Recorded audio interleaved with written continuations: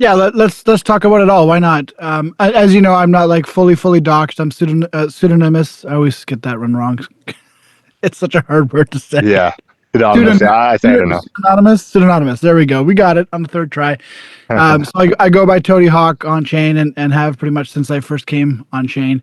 Prior to being a very on chain person, I guess I can just sort of give a little bit of background. I studied journalism at university and never practiced as a journalist, which is kind of interesting given a lot of the things I'm working on these days. But yeah, I studied as a journalist, kind of saw the writing on the wall, as it were, when I was in school, that this was not a great career to train for. Even at that time, this would have been like, late early 2000s. And so I could kind of see that there just wasn't a lot of opportunity in that space. And that proved out to be the case. Like just at that point, everybody was a blogger. Everybody was started. Social media was becoming bigger and news was coming from a lot of different places and not from centralized sources anymore. And so as a career, for better or worse, spoiler alert, it was for worse. Journalism as a career just hasn't been a great path for most people.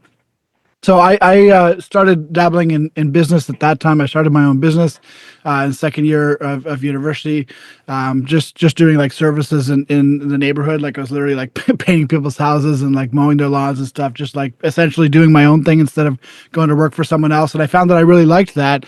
And so after school, I ended up going into business for myself as well. And for about 20 years, I had various businesses that were mostly consulting around marketing, go to market, these types of things, some graphic design. So just kind of dabbled and self-taught a lot of things and had a pretty successful run with several companies here locally. And that was all before I kind of fell down the crypto rabbit hole, as it were. And, I find, first of all, I want to say like this is interesting to me being on the other side of the microphone because I'm usually interviewing people and not being interviewed. So I apologize if I'm like a rambling, terrible interview, but I'll try my best to keep it interesting for people tuning in. But one thing I notice when I'm on the other side of the microphone is that people's stories often have this like hinge on the COVID days and like the before Mm. times and the after times. And that was definitely, that held a lot of truth for me too.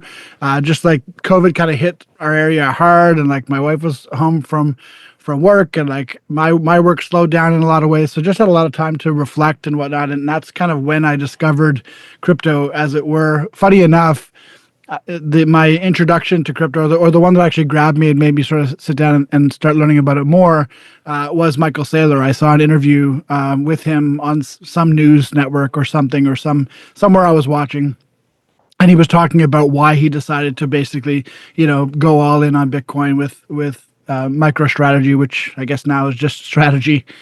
And at that time, I was like, I could do that too. Like I've got some, we have some cash flow in our business that we don't need right away. Like, why don't I put that into Bitcoin as well? So I that was one of my first moves, is like I put some of my company's money into Bitcoin in early 2020, and that ended up being a very, good decision to make. And that kind of hooked me and got me interested into learning more about it. And learned about Ethereum, learned about how you could actually do things with Ethereum, and how it was like, digital oil in a way, like it powered all these interesting experiments. And so I got really hooked by that. And then in 2021, I was really active in the NFT side of things. Top Shot was a big part of my journey. It was one of the first sort of NFT products that I explored. And then I was in all the froth. For anyone who was around during 2021, the summer of 2021 going into the fall, was just a crazy time where anybody could make a 10K PFP project with, choose any animal at the zoo, and you could you could mint out 10,000 in an hour and make a bunch of money. And it was just crazy and frothy and nuts. I remember buying a Pudgy Penguin and then reselling it for buying it for zero point 0.2 ETH or something and reselling it for 5 ETH, a week later, and thinking I was a genius. Meanwhile, of course, Pudgy went on to go on a crazy run. So first of many chances to fade generational wealth. But yeah, that got me interested. But then I kind of got like burnt out by it after a few months. I'm like, this is interesting. It's cool. It's neat to see so many people excited about this tech, but it's also just kind of like a lot. Like if you were in those discords, it was a grind, and there wasn't a lot of community building going on. It was just kind of like a glorified casino.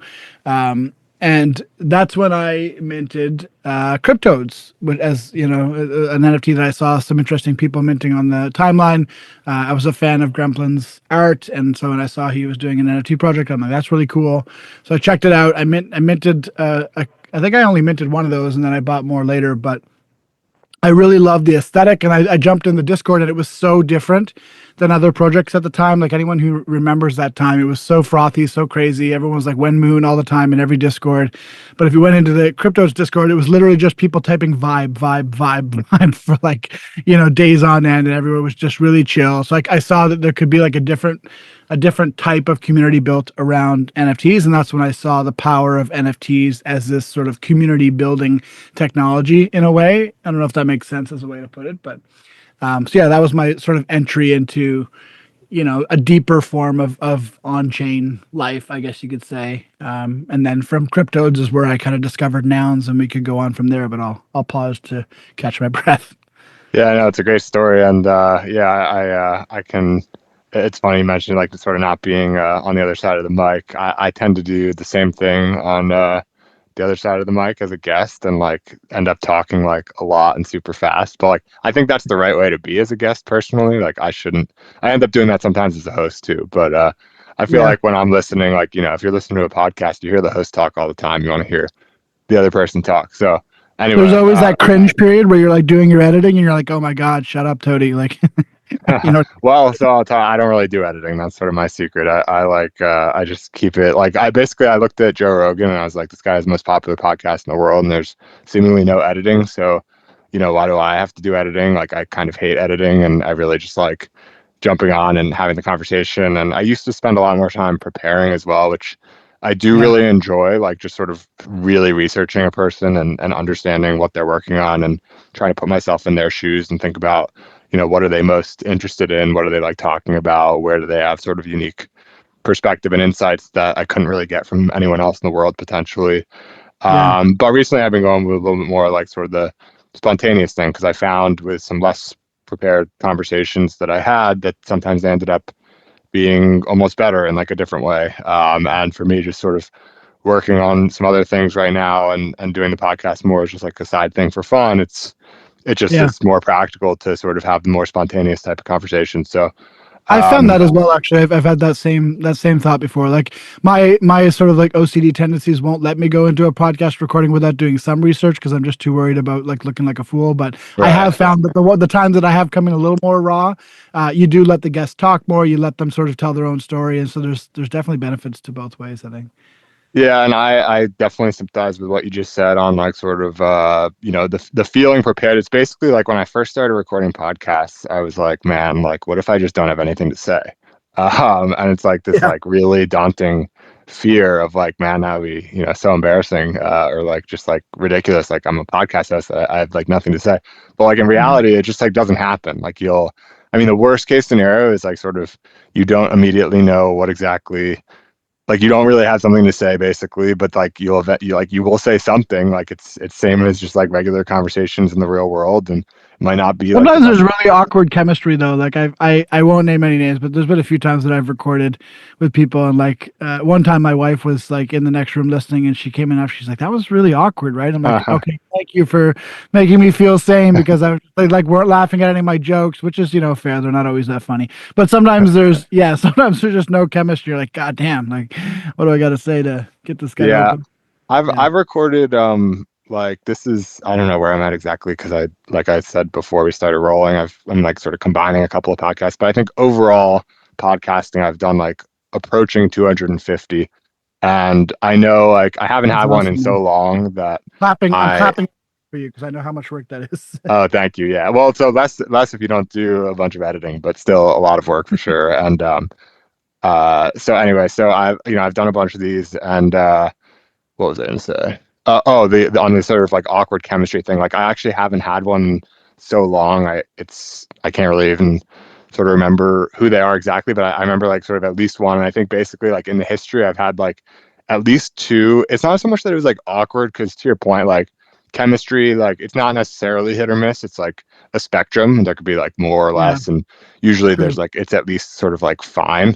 But Mhm. I've had like two episodes ever that were like kind of brutal. And like I posted them anyway, but I was like, In man, your like, opinion or in like general opinion?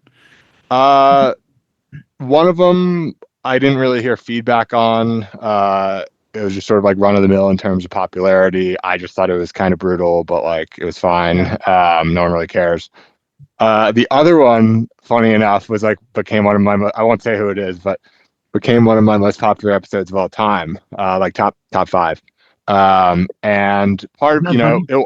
it wasn't brutal in the sense that like basically the guy's just a dick. And that was just sort of like his thing. Okay. And I don't know, it's hard to say. Very different guy. Like he just sort of has his own set of beliefs, just very different from normal people. And I'm trying I to guess who this is. I'm going to be going through your catalog after this. We're going to have to set yeah. up like a pay-per-view mini app thing where find out Tony and Jake's worst guests, pay $1.50.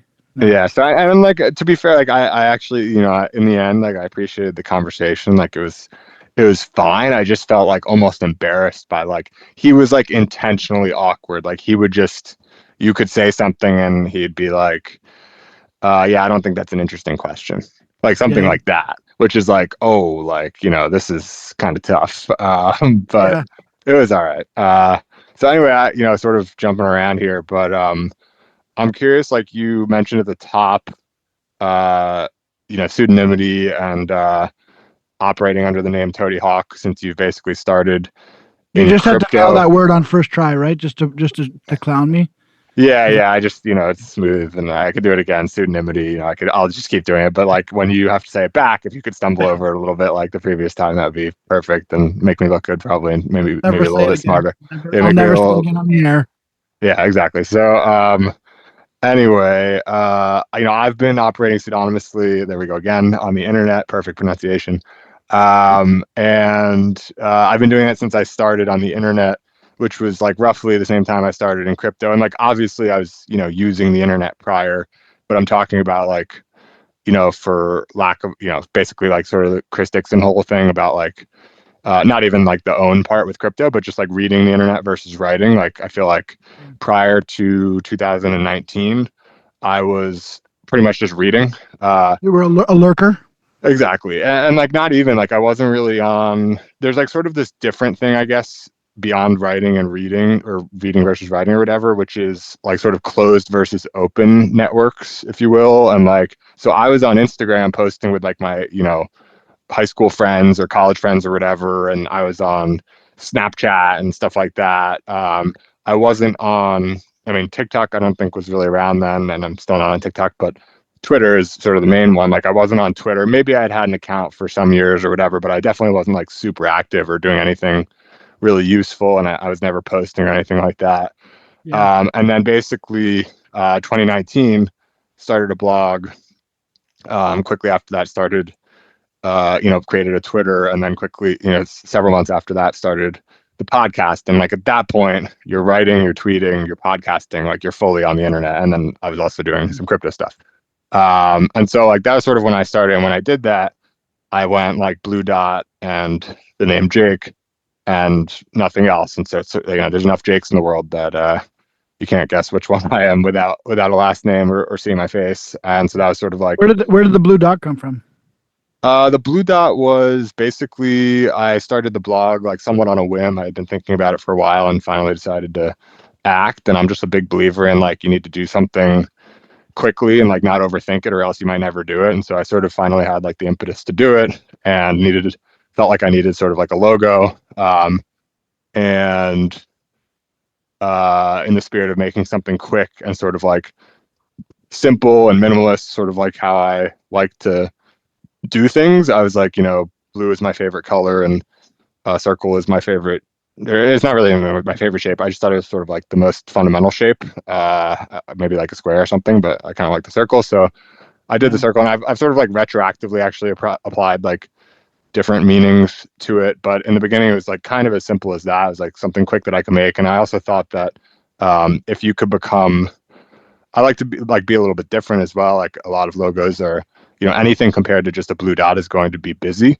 And so Yeah. in a world of busyness, simplicity stands out. And then lastly, along those lines, I thought like well, if I could sort of become, if I could sort of do well enough that like people see the blue dot and like they think of me, like I've kind of won. And like you could do that with like, some like obscure logo, but it's not as like, I feel like if you could do that with like a very simple logo, it's like, oh, blue dot is Jake, then that's like really cool.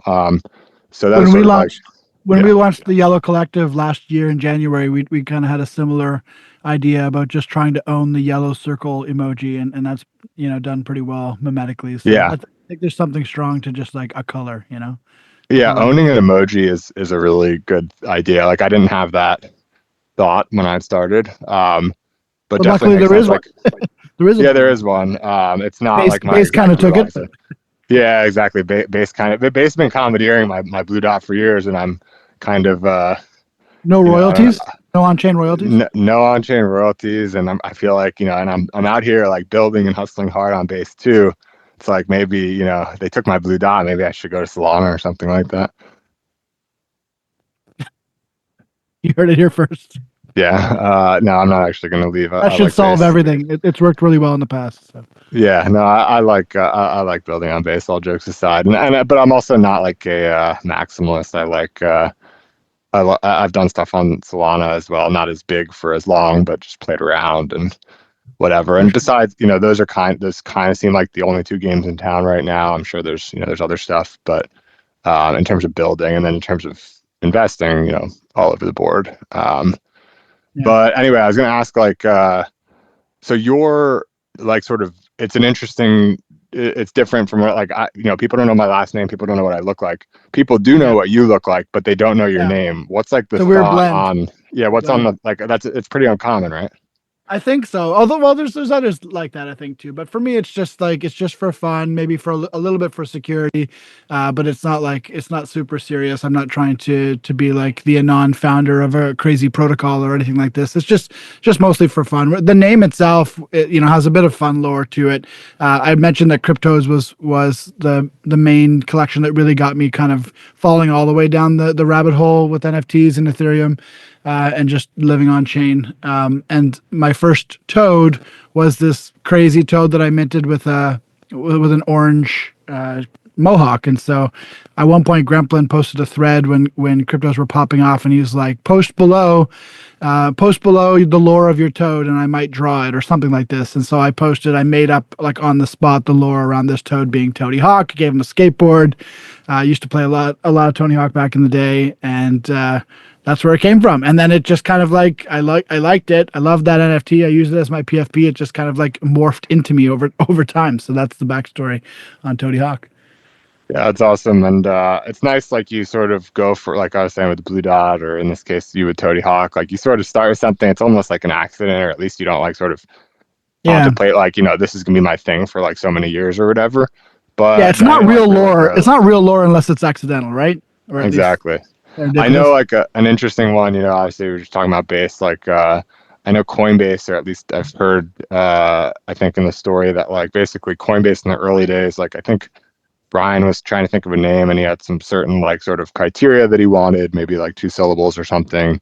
And like basically Coinbase was like not something, I don't remember the exact story, but like he was kind of like, okay, we'll go with it for now. And then like, here That's here we are, and it's in the S&P 500. It's so funny because Um, it's such a perfect name too, and how like they've split the two sides of the business, like the coin side being the sex, and then the base side being the Ethereum L2. It's just kind of, yeah, it's kind of perfect in a way. yeah, I had to take, I thought I misheard you and I didn't know what you were saying when you said sex there. And then I realized you're talking about a centralized Yeah, exchange. new sex I was, scandal with I was like, Brian. what's going on at Coinbase again? No, it's funny. Yeah, so then can we sort of take the next step there to Yeah, nouns? Was sure. nouns, so this was after cryptos? Yeah, so in the Crypto's Discord, actually, I saw this guy just drop a project. He's like, I'm launching tomorrow. And I checked out the Twitter, and it was for this project called Noun Punks, which actually had really dope art. They were basically like kind of a blend of punks and nouns, and they all had nouns glasses. Really cool art. The guy had obviously taken a lot of time on the project, but I saw that he had like 35 followers or something like this on Twitter, and he was about to launch a collection of 10,000. So I sent him a message. I was like, bro, like these are really cool. like I can help you with this, but like you can't launch tomorrow. Like you have 35 followers, you can't launch a 10,000 PFP project. And he's like, oh man, I've just been working on these for so long. I just want to get them out. So long story short, he ends up trying to launch them the next day. Of course, it flops because nobody even knows they exist. Tree falls in the woods and all that. And then he reaches out back to me and he's like, okay, like this didn't go well. Can you kind of try to help me salvage the situation? So I ended up volunteering to help this project for a couple weeks and like try to get some hype. Like I said before, my background is in sort of marketing and I did a lot of social media marketing. So I kind of put some of that stuff to work and try to get some hype. And eventually after a couple of weeks, we got a couple like big names to buy and it popped off and it minted out. So this was like maybe a month later, it minted out. Kind of like at that time, if a project minted out, it usually got a lot of hype. It built a community. It was a kind of a crazy time actually. Right. So Noun Punks, blew up. The guy basically offered me a job to like be their community manager full time. At that time, I had been falling steadily down the crypto rabbit hole and taking fewer and fewer contracts in the meat space over about the course of a year already at that point. So I kind of just like took the leap and was like, hey, let's just try this and see if it's really possible to sort of actually make money in this on-chain space. And so I stopped taking contracts in the meat space and I just went full-time crypto at that point. And this would have been early 2022. Yeah, because Nouns came out in 2021 August, so this would have been like early the next year. And so that's how I got involved with Nouns, is through this project Noun Punks, and I worked with that project for a while. I started working a lot with Seneca and his prop house team, who I met through Noun Punks. I started getting more involved with Nouns when they launched this project, which still exists, called Nounsel, which was like the idea being that it would be like all builders who are working on different things in the Nouns ecosystem could come together and like debate props and whatnot when Nouns was really active at the time. So I was one of the founding members of that. So just kind of kept getting more and more interested in Nouns. I loved the idea of just a headless brand and like coming from that space where like brands are always like very intentional and top down and everything. It just kind of blew my mind. Like how could this decentralized organization, and Nouns is like a truly decentralized organization for people who aren't familiar, like through its history, it's really had all sorts of different cohorts who have affected its emergent kind of value sets, etc. So how could this like emergent organism of a DAO have a cohesive brand of any kind? And that experiment like was really attractive to me, and that's I think why I kind of fell in love with Nouns and ended up building in the Nouns universe. Still am to some extent for like 2+ years after that. Yeah, and so I think we might have touched on this a little bit, like on Farcaster and a couple casts, but basically like put a pin in it to talk about later. And now we're talking. So, what is your like general sense of what's going on with Nouns, like in basically like in recent times, like this year or whatever sort of time frame makes sense? And like part of the context, for why I ask is obviously like I'm working on a daily auction project now, and it's just like I mean like Nouns like obviously just like completely crushed it out of the park, doing genuinely novel things, more than one, and it's still like by many sort of like however you want to sort of look at it, it's been like an incredible success, but it's just so hard when something has so there's that. Of course. I mean that's sort of 4 years later and it's this, yeah. And more than that, I mean, the daily auctions are still going for like 2 ETH, I think, last I checked, and like not quite that much anymore, but it's like super legit. And so basically, like, even when you can basically look at a project like that, and it's like, man, these guys like completely knocked it out of the park. And obviously, like you talked about, it's not really like a team as much as a decentralized collective of people, but like they, basically best case scenario, and still like not a ton of like basically single digit bids on the auctions, even though they're high prices.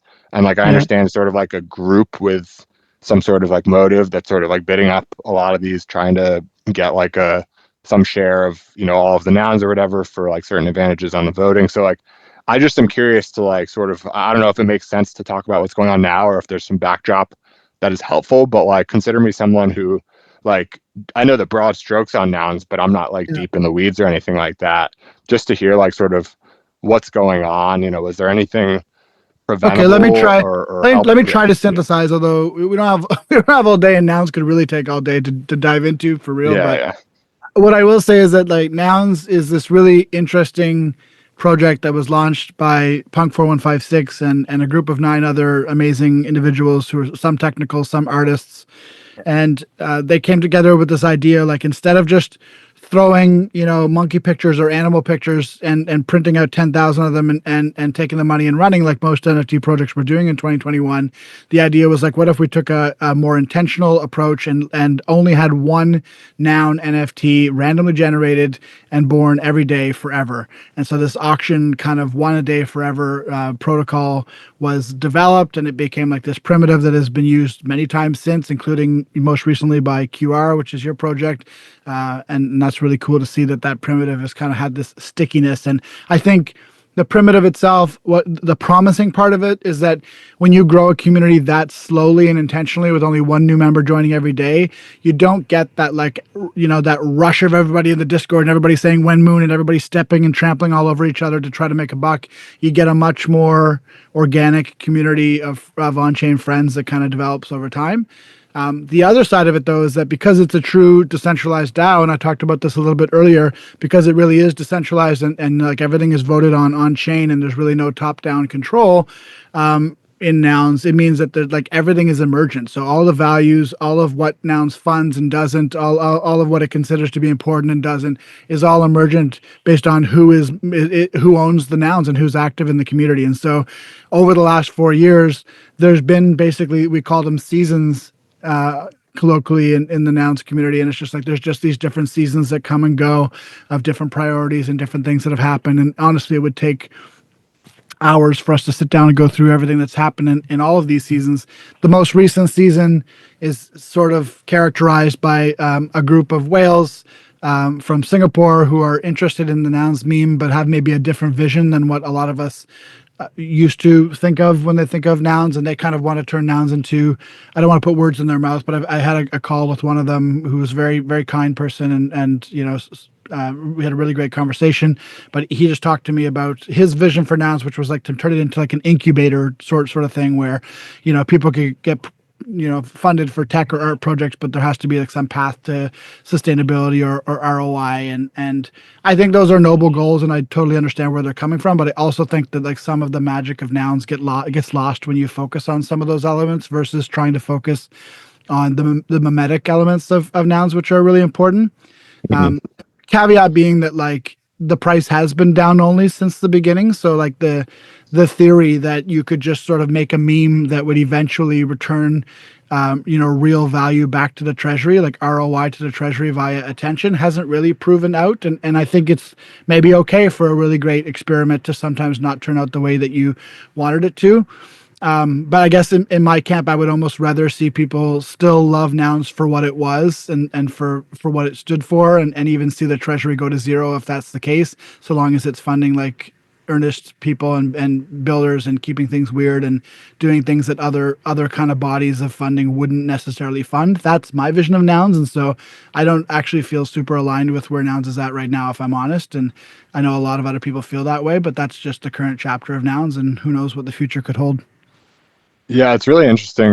It sort of it gets to this concept that I've thought about a good amount when it comes to crypto, which is that like there's so many of these things that whether it's an NFT collection or a meme coin or whatever it might be, that there's like this, I mean, with like a company, for example, like you start a company, the expectation is like it, if it's successful, it'll be around for a very long time and like sort of like in perpetuity, even Yeah. though the reality is like companies die eventually or, get acquired or something. Like they don't, they do, it is like sort of it's not a, forever thing. But with crypto, this is like magnified because so many things that get so much attention for, we talked about the other day, hours, days, maybe sometimes weeks, even more rarely months, and most rarely years.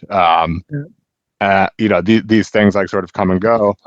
And so like I've sort of thought about like, do we need to sort of like rethink how we're treating some of these things to make it such that, success can be defined by like, for example, with a meme coin, like, there's all these meme coins that go way up and then way down. And obviously there are some that have been able to hold some value, obviously like Dogecoin being the OG, but even, some of these newer ones like Dog with Hat or whatever went to like, I don't know, 3 billion or something. And now it's like at a billion or something like that. Like that's, I mean, a Yeah. billion is like yeah, it's down, 67% or whatever it is, but like $1 billion of value in a Dog with Hat Or meme a coin dog is with like a hat. insane. Yeah. Yeah, it's like it's crazy. So it's like, some of these things do persist to some degree, or at least have over months and years. Yeah. But like I do think there's maybe like room for like, like it basically doesn't need to be a forever thing. And so like nouns, for example, I was wondering as you were telling the story, I was like,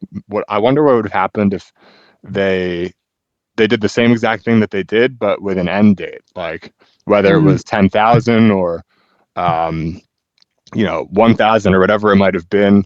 Um, Keep in mind like, that 10,000 will take like 20 years already. So yeah, so it's practically forever, basically.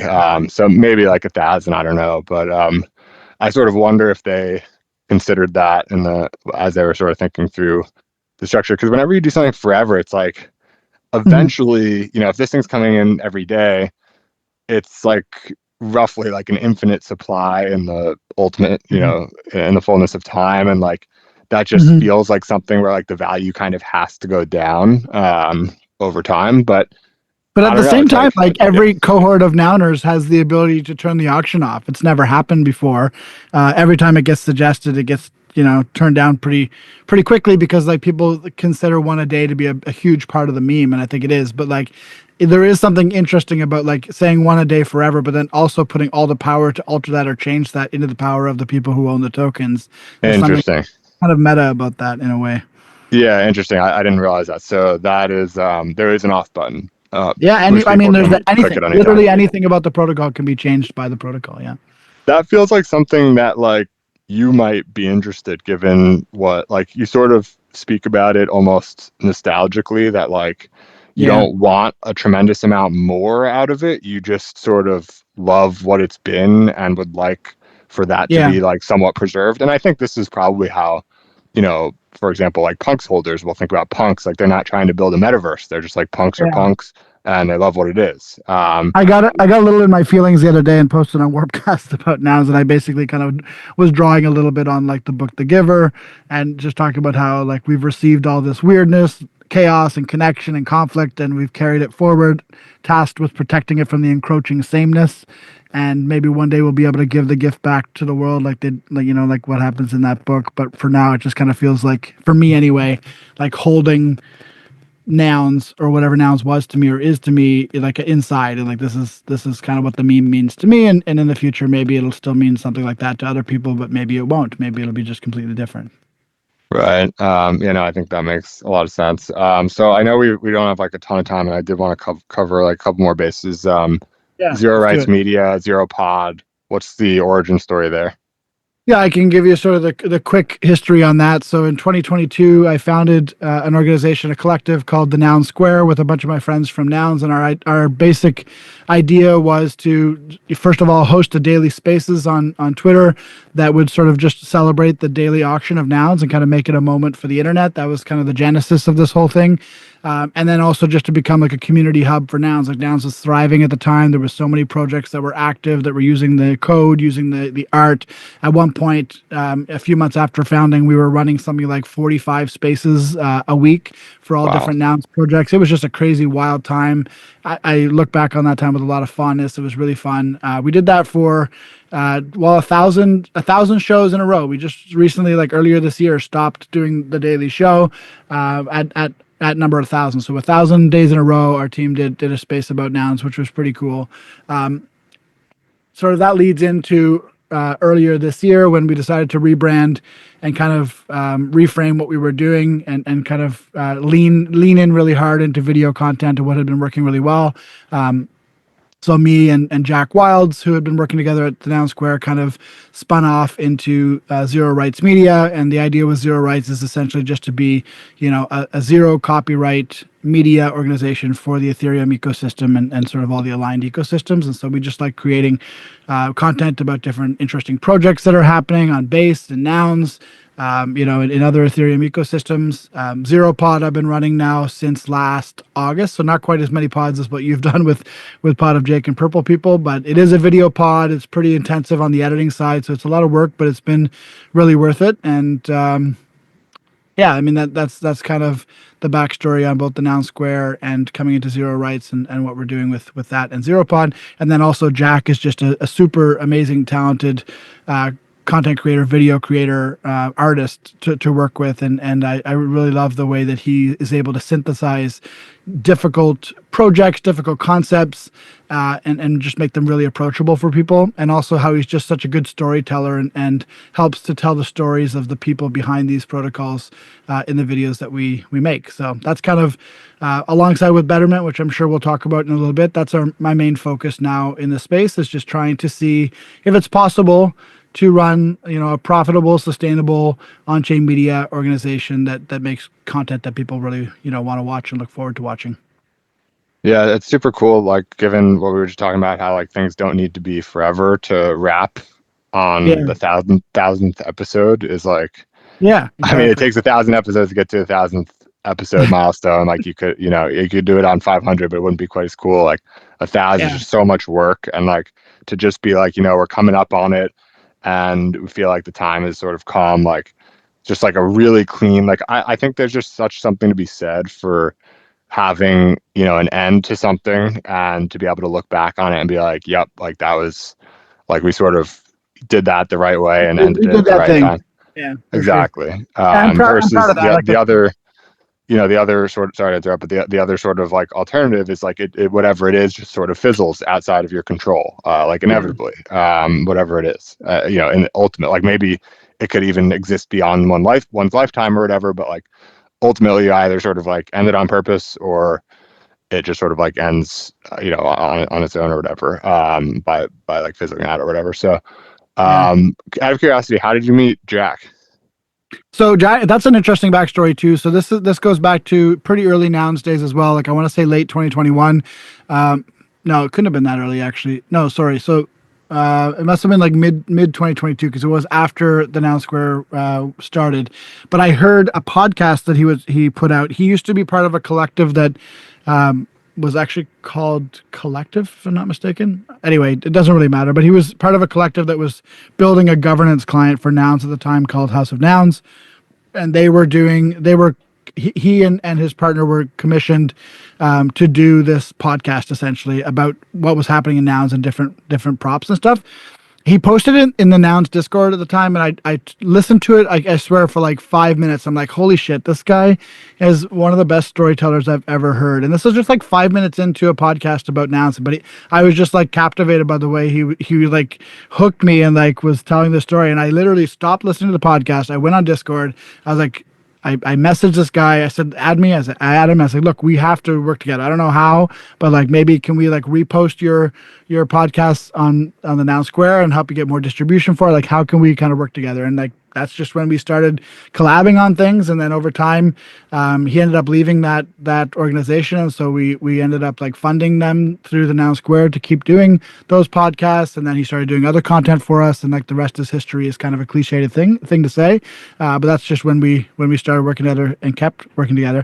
And an interesting thing about this lore too is that just recently I was at FarCon. And it was, a lot of people were surprised to hear that it was the first time that Jack and I had ever met in person after working together online on chain for 2 years. We'd actually just never met each other. We never were at the same events. We don't live anywhere near each other. And it was our first time meeting at FarCon like a month ago, which is crazy. Yeah, it is interesting. And like, it's so nice. Like it's a good story and just hearing like, sort of you stumble upon someone and, I did a tweet or a cast about this the other day. It's like, an obvious thing, but you don't think about it very often. But as I was sort of like scrolling my phone, I just sort of like realized you don't even read your feed by default. Like you scroll past something, you don't read it, you just scroll. And then like if something captures your attention, which like is a relatively low bar, you'll read the tweet, and then the default, if you've gotten to that point, is you don't do anything else. And then it really needs to sort of like strike some chord. And like all this stuff is like super minor, so like you're not like actively thinking about it. But like if you decide to like it, like it was sort of like a level beyond what stopped you to just read it, where you were like, oh, I should I'm going to like that or whatever. And then obviously like recast and so on, comments, whatever.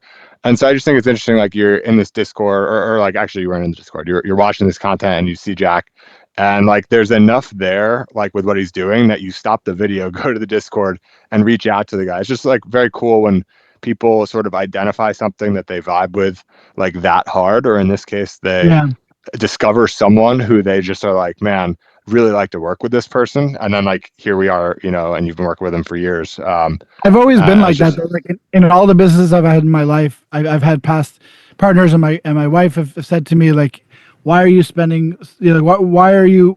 They'd be like, "Oh, why do you constantly do business with people that you're friends with?" And it can be sometimes an issue. But I think the reason why I do that is because I like to do business with. I like to work with people that I just have a good vibe with. Like, you know what I mean? Like I meet people. I'm like, okay, there's ways that we could collaborate. I love that, and that's just the way I've always operated first and foremost. And it's not like cold and calculated, but it I think works for a lot of things. yeah. And it's kind of, you know, cheesy, but basically it's just like, there's like few things better than just like sort of discovering a new friend basically out of nowhere, Yeah. especially through the internet. I think is very cool. It's something that's been like sort of a new experience for me over the last, like I said, like 4 or 5 years, where previously it was just like within my existing network from like IRL, and now it's more of the reverse direction where I meet people on the internet. And like with you and Jack, you know, you might meet the other person a year or two later or never, and it doesn't really matter that much. So it's been very cool. I have Mhm. done a relatively poor job of managing our time. I know we have a stop here in Yeah. 5 minutes, but maybe we can just give people like a little teaser on Betterment for those who are tuning in, given that I know you're spending a lot of time there. I've This enjoyed is the a good mini app. experiment, actually. You're like, can you tell me what Betterment is in 5 minutes or less? And I probably can. Exactly. Elevator pitch. Well, let me No just pressure say though. let me just say that Betterment kind of came out of like very naturally and organically out of the other things that I've been focusing on with Zero Rights and continue to focus on with Zero Rights, which is how can creators get paid for their creativity on chain. And a lot of what I was fortunate to learn from Adam Levy and the folks at Blueprint. If you don't know them, go check them out. They have a content accelerator that I was lucky enough to be selected for in their most recent cohort, starting last December and ending in April, I think it was, or March. But they taught us sort of a lot of interesting strategies around how to use tokens and meme coins in contracts to incentivize people's minting behavior, essentially. And you can do that through protocols like Boost XYZ and Layer 3. Lots of really interesting ideas and strategies coming out about ways to do that. But I found that when you're using some protocols like Boost, you could do them like you can integrate them with pods.media, for example, which is where I put all of my podcasts. I think you have yours on there as well, if I'm not Yep. mistaken, Jake. Yep. That's right. That's Team Goated. So you can actually boost them on there, but what happens is like there's no baked in distribution. Like I love the boost protocol, but it's not a distribution protocol. It's just a very standard boost protocol. So you could put $1,000 worth of Clanker or $1,000 worth of QR coin or $1,000 worth of Better coin on there, and you could incentivize people perhaps to come and collect their content. But if a tree falls in the woods and no one's around, then it doesn't really matter. So if people don't know that the boost is there, then they won't come and collect it essentially. So the idea with Betterment is like, how is it possible to gamify and sort of give like a more temporal, urgent aspect to these types of boosts to make it so that people come to the app or come to the experience once every so many days or hours or whatever, but they come to it ready to collect and then to be rewarded for the collecting. And that's what Betterment is currently it's running every other day, so Mondays, Wednesdays, and Fridays at 3 p.m. EST, 12 p.m. PST. I'd like to get it to a daily cadence at some point, but we're just right now taking it slow and iterating and getting feedback. So every other day, there's a gamer around, and what happens is there's a piece of content on chain that's featured in the app on that day. People will get a notification when the game goes live. They go into the mini app on Farcaster, and they collect the piece of content, or soon it will be art as well, for usually $1 or a little bit more than that. They can use their integrated Farcaster wallet, which is one of the great things about building on Farcaster. They collect it, and then immediately after collecting it and patronizing that creator, they get a little neon wheel pops up, and they can spin the wheel once for each edition that they've minted, and they could win up to 100x back what they spent on the mint in the featured token of that day. So that's kind of the mechanism. Just adds a little bit bit of dopamine, adds a little bit of risk and reward to the equation for people collecting content. And so far, even though it's only been running for about 2.5 weeks, early data shows that it seems to be popular. People seem to really like it. We've had over 8,000 people install the app in that time. Most of them have notifications on, which is really cool, because they need to have their notifications on to know when the game happens. So there's an urgency there. And most importantly, the creators that we've featured have just been blown away because they're putting their content in this app, and then like 20 minutes later, the round is over and 900 people have minted their content and they've made like $350 on chain for something. And it's like, wow, that's just such a powerful moment for creators. And you know this as a creator, Jake, it's really difficult to monetize your content on chain. And so that's been a really satisfying piece of it, is like to have creators coming back to me like, when can I do this again? That was crazy. This is more money than I've made from my podcast for the past 2 months in one day. This type of feedback has really, really been nice to hear. And so that's my North Star for Betterment anyways. Like, how can we make it easier and more fun for people to support and patronize creators on chain? And, hoping that also what the content that I create with Zero Rights Media and that Jack creates from Zero Rights Media can kind of leverage what we learn through this app as well.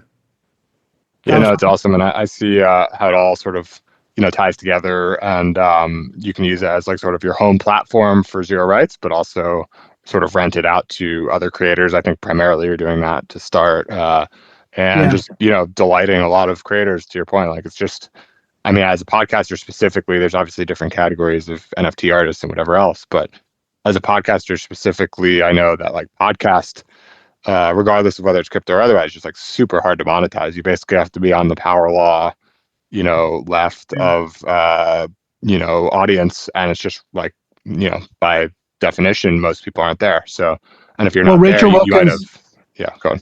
Rachel Wilkins from the Good News Show is one of the creators who's been featured in our app. In fact, she was featured the very first one that we ran. And then after that, she came to me and she said, look, I've got a whole season in the can ready to go. It's 8 episodes. Can we release them all exclusively on Betterment over the next 8 Mondays? And I'm like, all right, let's do it. So we sort of made an agreement in principle for that. But she talked about how she had a podcast previously that was pretty high up on the Spotify rankings, like top 100,000 or something like this, but it was pretty good for the category.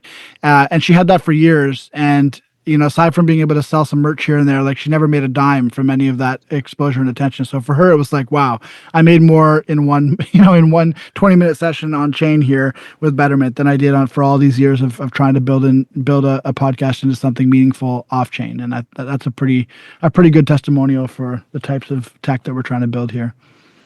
Yeah, no, totally. So, people listening, go check out Betterment, check out Toady. If you don't follow him already, I know most of Farcaster already does, but follow him on Twitter as well and whatnot. And mint on Betterment and spin the wheel. I think we're going to do something meta here too. I mean, correct me if I'm wrong, but we talked about maybe minting this one as this episode and featuring it on Betterment, which would be a pretty meta experiment. So hopefully we can do that. Yes, absolutely. Let's do that. Let's get people their rewards, spinning the wheel and whatnot, and that is meta. So you'll be able to access this episode via Betterment soon. So thanks, Toady. Appreciate it.